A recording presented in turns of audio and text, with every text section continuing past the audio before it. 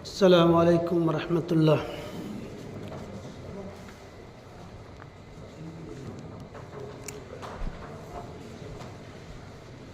حاضرین جمعہ،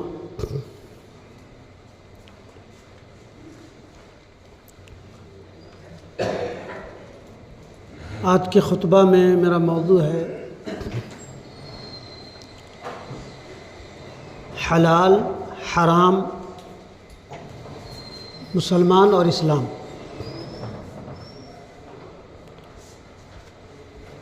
حاضرین، جہاں ہمارے پیارے وطن میں بہت ساری بچگانہ حرکتیں ہوتی ہیں، وہاں اب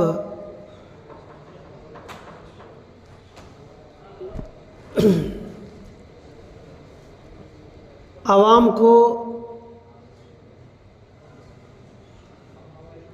اپنے دام فریب میں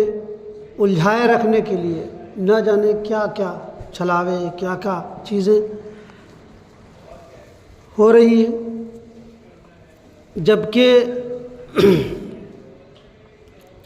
ہر مسلمان کم و بیش یہ کہا جائے کہ 95% مسلمان یہ جانتا ہے ہمیں کیا کھانا ہے، کیا پینا ہے، کیا پہننا ہے۔ کھانے پینے کے تعلق سے تو عام طور پہ مسلمان جانتا ہی ہے کہ ہمیں کیا کھانا چاہیے، کیا نہیں کھانا چاہیے۔ یہ بات دیگر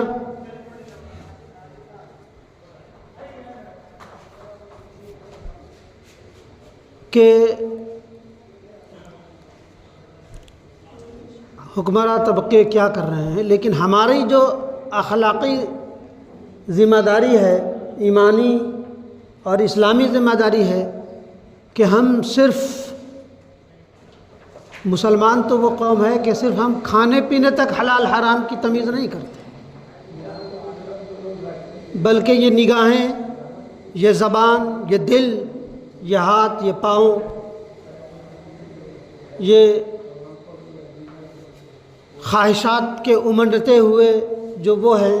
دل کے امنڈتے ہوئے خواہشات، یہ سب چیزوں میں اسلام اور مسلمان حلال و حرام کی تمیز رکھتا ہے۔ قرآن مجید میں بیشتر جگہوں پر حلال و حرام کی تمیز کے تعلق سے قرآنی آیات کا نزول ہوا ہے، اور پیارے نبی صلی اللہ علیہ وسلم نے احادیث مبارکہ میں ہمیں بتایا ہے۔ قرآن مجید میں موٹی موٹی چیزیں کہہ دی اور کہا کہ قرآن اور حدیث دونوں ایک مسلمان کے لیے اور صحیح مومن اور مسلم ہونے کے لیے قرآن اور حدیث دونوں لازم اور ملزوم ہے، دونوں پہ عمل کرنا ضروری ہے۔ حاضرین، قرآن مجید میں اللہ تبارک و تعالیٰ نے سورہ بقرہ آیت نمبر 168 میں فرمایا، یا ایھا الناس کلوا مما فی الارض حلالا طیبا ولا تتبعوا خطوات الشیطان انہ لکم عدو مبین، کہ لوگو، یا ایھا الناس، اے لوگو، یہاں کوئی قید نہیں ہے مومن کا، اے لوگو زمین میں جتنی بھی حلال اور پاکیزہ چیزیں ہیں انہیں کھاؤ پیو اور شیطانی راہ پر نہ چلو، وہ تمہارا کھلا دشمن ہے۔ سورہ بقرہ کی آیت نمبر 168۔ پھر آگے فرمایا سورہ بقرہ ہی میں آیت نمبر 172 میں، یا ایھا الذین آمنوا کلوا من الطیبات ما رزقناکم واشکروا للہ ان کنتم ایاہ تعبدون، لوگو جو ایمان لائے ہو، یہ بات دیگرے کہ قرآن مجید نے کہا یا ایھا الناس کلوا مما فی الارض حلالا طیبا، اے لوگو زمین میں جتنی چیزیں حلال اور پاکیزہ ہیں انہیں کھاؤ پیو اور شیطانی راہ پر نہ چلو۔ رب کریم نے کہہ دیا لیکن جو پڑھا لکھا طبقہ ہے وہ حلال چیزوں پہ ہی قرآن کہہ دیا، اس کو قرآن سے مطلب نہیں ہے، لیکن ان کو سائنٹیفک چیزیں بھی ان کو معلوم ہیں کہ جو جس طریقے سے مسلمان اپنے ذبیحہ پر کرتا ہے وہ ہمارے لیے، ہمارے جسم و جان کے لیے، ہمارے تمام جسم کے آرگنس کے لیے بڑا مفید ہے۔ اگر وہ سارے خون نکل جائیں گے، سارے بیماریاں نکل جائیں گی۔ اللہ آگے آئے گا کہ اللہ نے خون کو کیوں حرام قرار دیا ہے۔ تو پڑھا لکھا طبقہ گوشت خریدے گا تو کسی مسلم دکان سے ہی کہ ہمیں بیماری نہ لگ جائے، جھٹکے کا ہارٹ اٹیک ہوا جانور کا، خون جم گئے، وہ نہیں کھاتے۔ اکثریت ایک طبقہ ہے جو اسلام سے اور اس قرآن کی آیت سے اس کو آشنائی نہیں ہے، وہ ناشنا ہے، لیکن وہ حلال پروڈکٹس کھانے کی اس کو ترغیب ہے، اور صرف اپنی صحت کے لیے، ایمان سے اس کا کچھ مطلب ہے۔ آگے فرمایا اے لوگوں جو ایمان لائے ہو، جو پاکیزہ چیزیں ہم نے تمہیں دے رکھی ہے انہیں کھاؤ پیو اور اللہ تعالیٰ کا شکر ادا کرو، اور اگر تم خالص اسی کی عبادت کرتے ہو۔ آگے اللہ تبارک و تعالیٰ نے ان چیزوں کا، ان اشیاء کا تذکرہ فرمایا جو ہمیں کھانا ہے۔ انما حرم علیکم المیتۃ والدم ولحم الخنزیر وما احل به لغیر اللہ فمن اضطر غیر باغ ولا عاد فلا اثم علیہ ان اللہ غفور رحیم۔ تم پر مردہ، بہا ہوا خون، سور کا گوشت، ہر وہ چیز جس پر اللہ کے سوا دوسرے کا نام لیا گیا ہو، اور حد سے بڑھنے والا اور ذاتی کرنے والا نہ ہو، اور دوسرے کا نام پکارا گیا ہو، حرام ہے۔ پھر جو مجبور ہو جائے اور حد سے بڑھنے والا اور ذاتی کرنے والا نہ ہو، اس پر ان کے کھانے میں کوئی گناہ نہیں۔ اللہ تعالیٰ بہت مہربان اور بڑا غفور الرحیم ہے۔ حاضرین، ان میں 4 چیزوں کا ذکر ہے۔ اس میں مردار کھانے کا ذکر ہے، نہ کھانے کا ذکر ہے، یا گلا گھٹ جانے کا ذکر ہے، یا یوں ہی مر گیا اس جانور کا کھانا اللہ تبارک و تعالیٰ نے حرام قرار دیا ہے۔ اسی طرح خون، جو جانور آپ ذبح کرتے ہیں اور جو خون نکلتا ہے اس کا کھانا بھی اللہ تبارک و تعالیٰ نے حرام قرار دیا ہے۔ اس کے پیچھے بھی انسان کی، اللہ تبارک و تعالیٰ نے اسلام کو، انسانوں کو کے لیے بہت ہی نفع بخش چیزیں ہیں، اور اس کی مشفقانہ رحم و کرم ہے۔ اور کہا کہ بہا ہوا خون، سور کا گوشت، یہ جانتے ہیں کہ سور ایک خبیث جانور ہے، اور اس کے کھانے والے کتنا، اس لیے اللہ تبارک و تعالیٰ نے اس کو حرام، اور جس پر اللہ کے علاوہ کسی کا نام لیا گیا ہو اس کا کھانا بھی حرام ہے۔ جیسے لات و عزا کے نام پر، یا مجوسی آگ کے نام پر، یا اپنے دیوی دیوتا کے نام پر، یا یہ کہا جائے کہ مسلمان کسی غیر اللہ کے داتا اور کسی بھی غیر اللہ کے نام پہ ذبح کیا ہوا جانور کو اللہ تبارک و تعالیٰ نے مسلمانوں کو کھانے کی اجازت نہیں دی ہے۔ اور یہ کہا کہ ہاں، جو مجبور کر دیا جائے، جس کی جاں بلب ہو، وہ جان بچانے کی خاطر کچھ بھی نہیں ہو،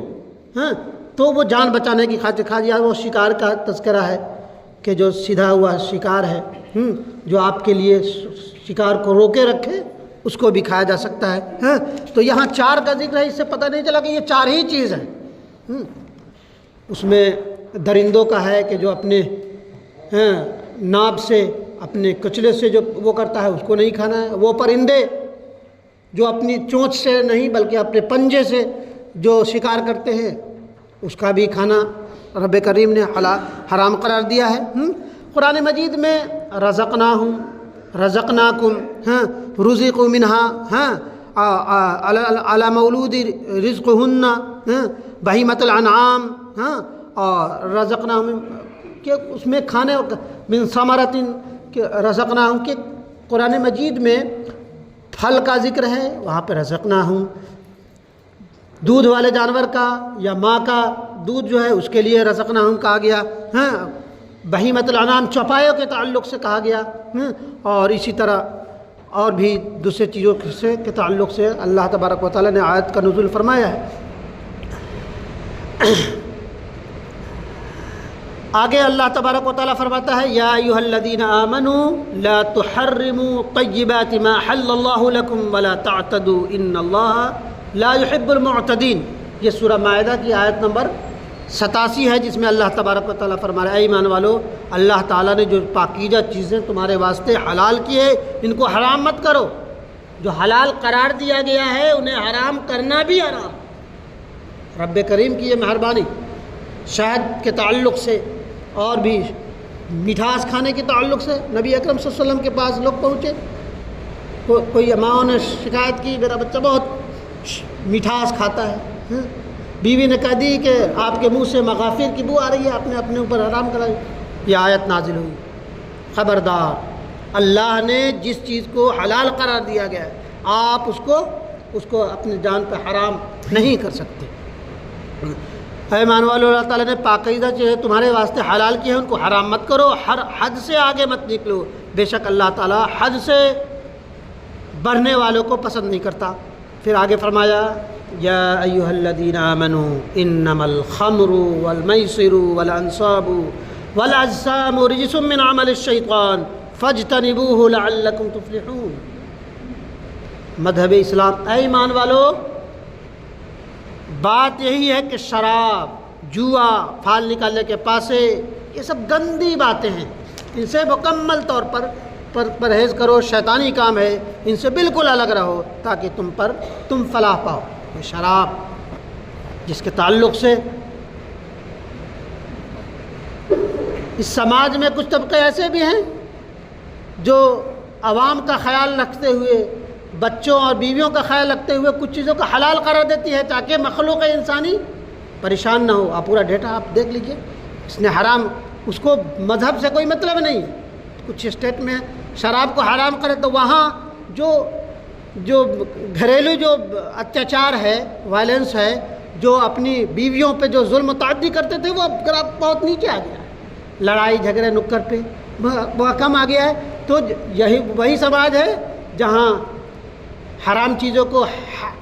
حرام قرار دیتی ہے تاکہ مخلوق انسانی میں مزید پریشانی، مزید وہ شر و فساد نہ ہو۔ اور وہاں یہ بھی ہے کہ کچھ ایسے بھی ہے جہاں حلال چیز کو حرام قرار دے کر اور مزید چیز میں الجھنوں پیدا کرنے کی کوشش ہے۔ بہرحال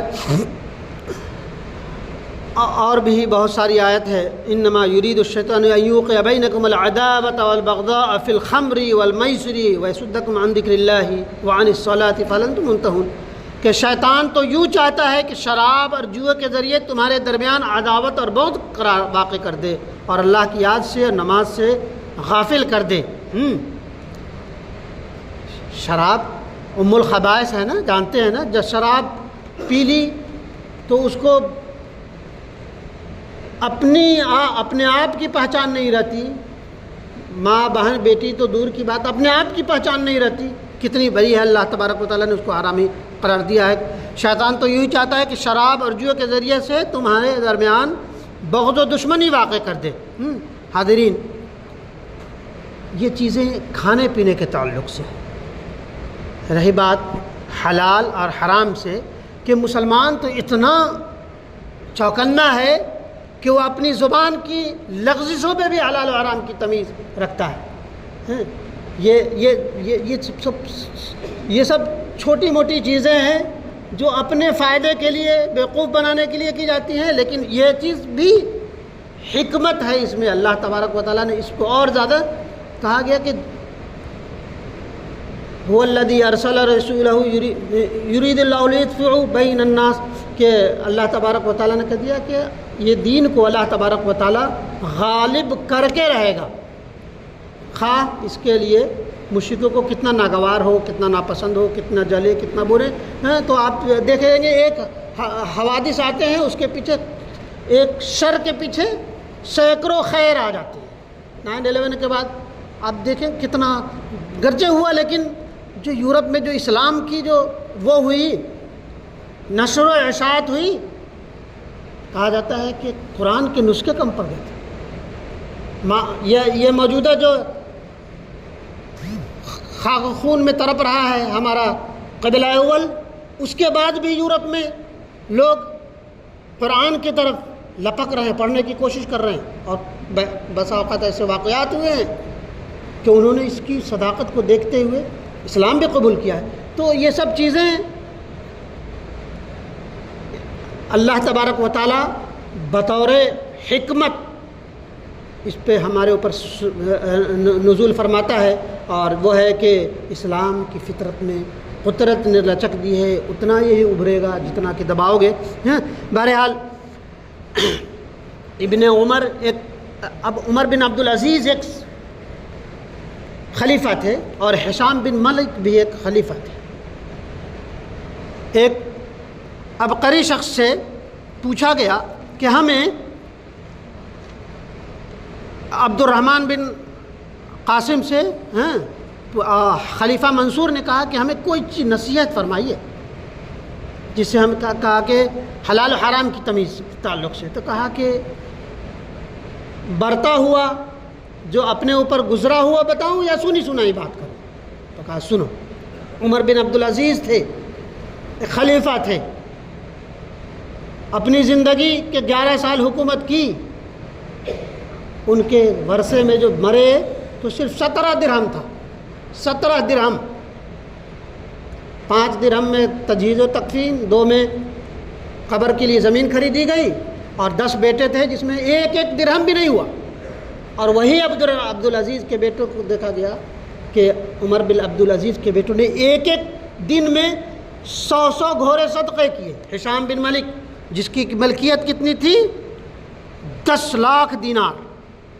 اور ان کے بچوں کو دیکھا گیا کہ لوگ اس کو صدقہ دیا کرتے تھے۔ عام طور پہ ہمارے جو والدین ہیں، معلوم ہے انہیں وہ سب پتہ ہے، دیکھ رہے ہیں پوری زندگی، اپنے بچوں کے لیے ذرا اکٹھا کر دیں، اپنی زندگی تباہ کر لیتے ہیں، اپنی آخرت تباہ کر لیتے ہیں اپنے بچوں کے لیے۔ معلوم ہے کہ 60-70 کے بعد ایسی ایسی بیماریاں آ جائیں گی ہم کھا نہیں سکتے، لیکن اکٹھا کرنے کے لیے اپنی آخرت کو تباہ کر لیتے ہیں۔ یہاں ہشام بن ملک عمر بن عبدالعزیز کا واقعہ کتنا وہ ہے کہ اپنی اولاد کے لیے فکر مند ہو، اللہ تبارک اس کی تعلیم و تربیت کر دے، اس کی اچھی تربیت کر دے، تعلیم دے دیے، وہی اس کے لیے سرمایہ ہے۔ اپنی آخرت تباہ کریں گے تو بیٹا تو جائے گا ہی کام سے، آپ کی آخرت بھی تباہ ہوگی۔ بہرحال یہ کہا گیا کہ اللہ تبارک و تعالیٰ نے صرف کھانے تک کی قید نہیں رکھی ہے، مسلمان اگر ہے تو صرف وقت، یہ آپ کی آنکھوں پہ بھی اللہ کا پہرا ہے، آپ اگر ادھر ادھر دیکھتے ہیں تو وہ بھی، اس میں بھی حلال و حرام ہے، دل کی دھڑکنیں امنگیں ہیں اس پہ بھی حرام ہے۔ اللہ تبارک و تعالیٰ نے کہا یا ایھا الذین آمنوا لا یسخر قوم من قوم، کہ اے لوگو، کوئی قوم کسی قوم کا مذاق نہ اڑا، ہو سکتا ہے اس سے بہتر، یہ بھی حرام۔ یا ایھا الذین آمنوا اجتنبوا کثیرا من الظن، اے لوگو بدگمانیوں بس بچو، بعض بدگمانیاں بڑا گناہ، کبیرہ گناہوں میں سے، یہ بھی حرام ہے۔ یا ایھا الذین آمنوا اجتنبوا تجسسوا، کہ کسی کے لیے تجسس کرنا اور وہ کرنا یہ بھی حرام ہے۔ یا ایھا الذین آمنوا لا یغتب بعضکم بعضا، کہ کوئی خبردار کوئی کسی کی غیبت نہ کرے، یہ حرام کہا گیا کہ کوئی شخص یہ پسند کرتا ہے کہ وہ اپنے مردار بھائی کا گوشت کھانا پسند کرے، تو مسلمان تو ہر آن، ہر لمحہ، ہر پل حلال و حرام کی تمیز۔ یہاں یہ معاملات جو ہے نا، جو حالات و قوائف ہے، ہمیں اس بات کے لیے تیار کر رہا ہے کہ ہم اپنی زندگی میں یہ لقمے جو انڈیل رہے ہیں، ہم کھا رہے ہیں، کہا گیا کہ 10 درہم کے کپڑے ہیں، اگر 0.1 تھوڑا سا بھی اس میں شامل ہو گیا، سارا کا سارا حرام۔ لقمے کھا رہے ہیں، اگر تھوڑا سا بھی اگر جھوٹ چھل کپٹ سے کمایا ہوا مال وہ بھی ہے۔ تجارت اگر کر رہے ہیں، تجارت میں اگر 0.1% بھی آپ بےایمانی اور شیطانی، وہ بھی حرام ہے۔ حرام تو حرام ہے، کہا گیا اللہ تبارک و تعالیٰ نے، اور بھی آگے چیزیں ہیں، وقت یہاں اجازت نہیں دیتا، اور ابھی بہت سارا آپ مطالعہ کریں خود حلال و حرام کی تمیز سے کتنی نکات آپ کے سامنے نکل آ جائے گی، اور اپنے ایمان کا جائزہ، یہ کھانے پینے تک قید حلال حرام تو تھوڑے ہی نا، آپ ہر چیز میں آپ حلال و حرام کی تمیز کریں، بغیر گوشت کھائے بھی آپ اچھے مسلمان رہ سکتے ہیں، اور یہ اپنے دام فریب میں خود وہ ہونے کی وہ ہے کہ ایسا ہوگا کہ ایک 17 اور 16% آبادی کو اور چوکنا کر دیں گے کہ دوسرا پروڈکٹ نہیں، میں اس کے طرف پلٹنا بھی نہیں ہے، پتہ نہیں یہ کہاں ہو، وہ صرف پلٹیں گے جہاں پہ تحقیق ہوگی کہ یہ کیسا ہے۔ تو یہ سب چیزیں یہ ہے زمانہ کا یہ شر و فساد جو ہوتا رہتا ہے، یہ ہے۔ بہرحال ان چیزوں سے ہمیں بات یہ ہے کہ ہم اپنے گریبان میں جھانکیں کہ ہم کتنے مسلمان ہیں، کتنے اسلام کے پابند ہیں، کتنے حلال و حرام کی تمیز کرنے والے ہیں۔ بہرحال اللہ تبارک و تعالیٰ ہمیں اور آپ سب کو، یہ ٹوٹی پھوٹی باتیں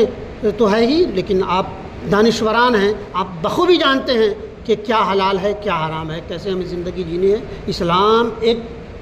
مکمل ضابطہ حیات ہے، ہر زندگی پیدائش سے لے کے موت تک، ہر